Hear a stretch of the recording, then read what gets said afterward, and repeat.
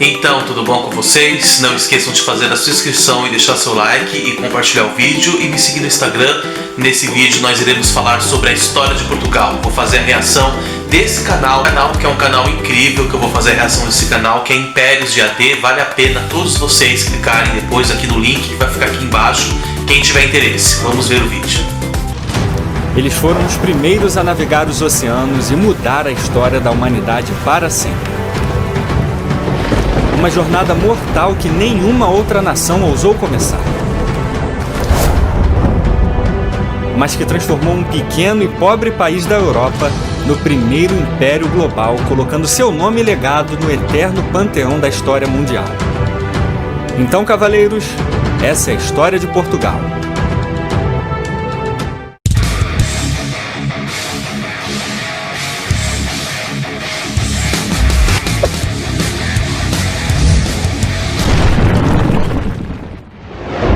A gênese de Portugal começa aqui no ano 1000 AC, com eles, os celtas.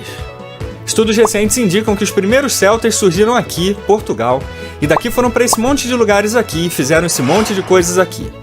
E os celtas portugueses mais conhecidos são os lusitanos, galaicos e cônios. Portugal tinha celtas, mas também tinha gregos e fenícios, colônias de gregos e fenícios. Gente boa, feliz, guerreira, mas eles querem ouro, eles pegam ouro, muito ouro. E assim eles vivem, o sol brilha, a terra gira, os pintinhos piam até que... Toque, toque. Quem é? Os romanos. No século 3 AC, os romanos chegam em Portugal. Eles querem briga, e com eles, os cartagineses, os brabões do Mediterrâneo, filhos dos fenícios. Os romanos quebram os cartagineses.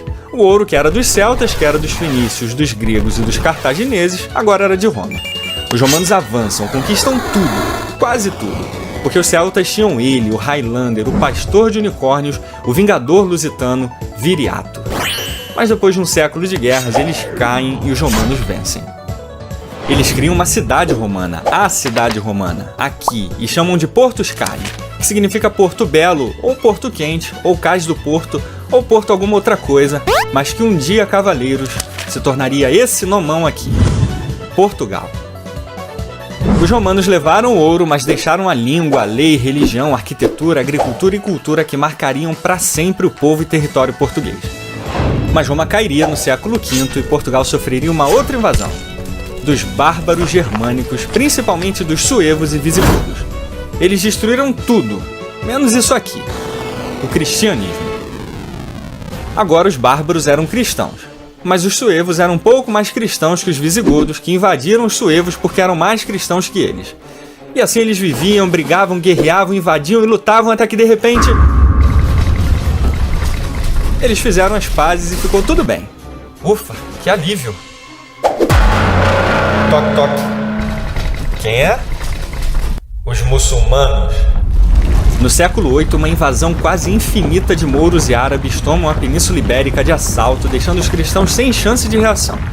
Eles tomam tudo menos essa região aqui, o Reino das Astúrias. Todo o resto era do Califado Omíada, que passou a chamar a península de Al-Andalus. E com os muçulmanos, os cristãos só tinham 4 opções.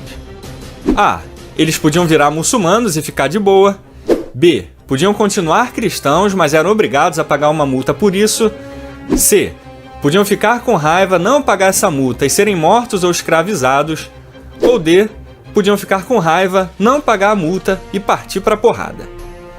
E agora? Qual das 4 opções os cristãos escolheram? Vote nos seus telefones. Com licença, posso ver a opção D de perto? Claro, fique à vontade.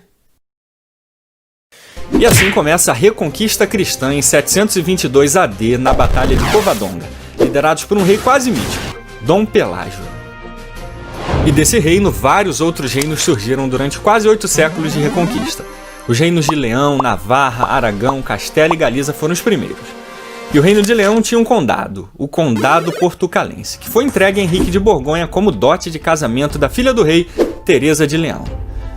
Enquanto os caras ganhavam condados de presente de casamento, eu e você ganhamos um liquidificador que nem funciona direito. Então, Henrique, esperto, aproveita conflitos políticos e declara a independência do condado portucalense.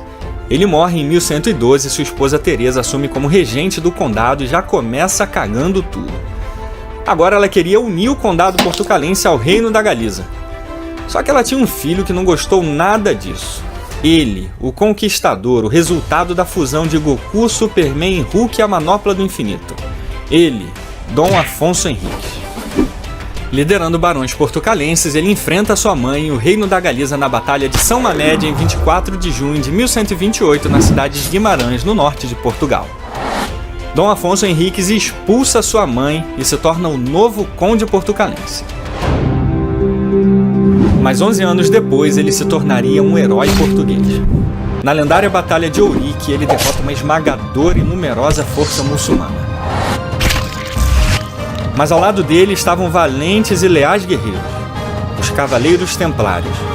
Eles estiveram presentes desde a fundação de Portugal, criando uma relação de lealdade com a nação que atravessaria os séculos. Com a vitória de Ourique, Dom Afonso Henriques foi aclamado rei de Portugal e assim, em 1139, nascia o Reino de Portugal, com a dinastia de Borgonha. Mas Afonso ainda teria uma última glória: Lisboa. A reconquista da Península Ibérica era tão importante para o mundo cristão que ela chegou até a fazer parte da Segunda Cruzada. Aliás, esse foi o único sucesso dela. O cerco de Lisboa, em 1147, foi um golpe decisivo na dominação islâmica, com o ato final em 1249, com a conquista do Algarve. Era o fim da reconquista cristã em Portugal, era o fim da dominação islâmica. E Afonso III deve ter morrido rindo. Ele deixou Portugal livre dos mouros, unido como um estado forte e estável, e ainda deixou ele, seu filhinho, o primeiro nerd português, Dom Dinis I. Amante e incentivador das artes, cultura e arquitetura, diplomata, fundador oficial da língua portuguesa e da Universidade de Coimbra, uma das primeiras universidades da Europa. Em termos simples, Dom Dinis I está para Portugal, assim como Dom Pedro II está para o Brasil. Se os dois existissem na mesma época, eles iam dominar o mundo fácil. E ele, dentre todos os reis da Europa, foi o primeiro a proteger e preservar o legado dos cavaleiros que ajudaram a criar sua nação: os Templários. Ciente da trama do Papa Clemente V e Filipe IV de França de confiscarem todos os bens dos cavaleiros, ele desafiou todas as bulas papais que ordenavam a prisão e execução dos Templários, como a Ad Providam e a Vox in Excelsior. Os Templários estiveram ao lado de Portugal durante todos esses anos, agora seria a vez de Portugal estar ao lado deles.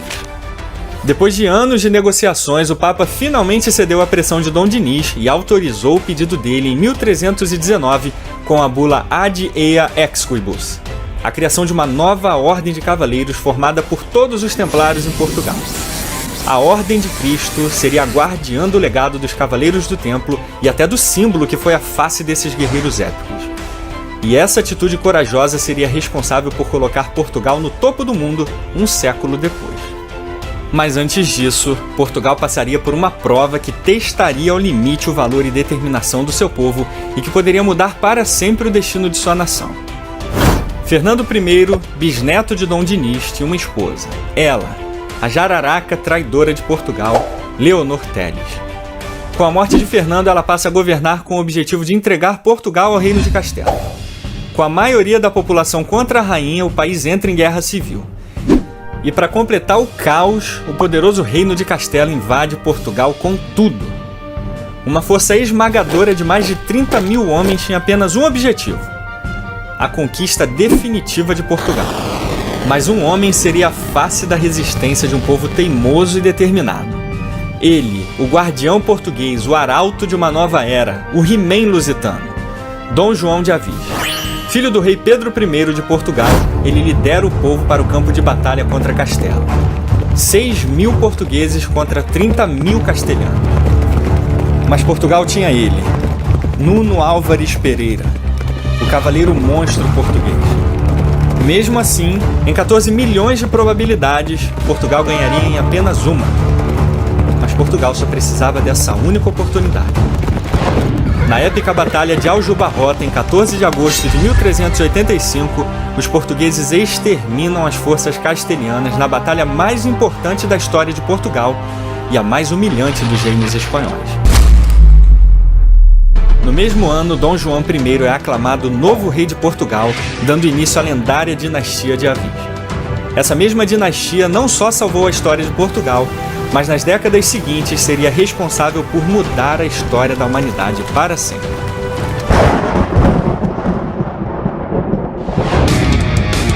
E muito obrigado aos cavaleiros apoiadores do canal. O apoio de vocês é épico.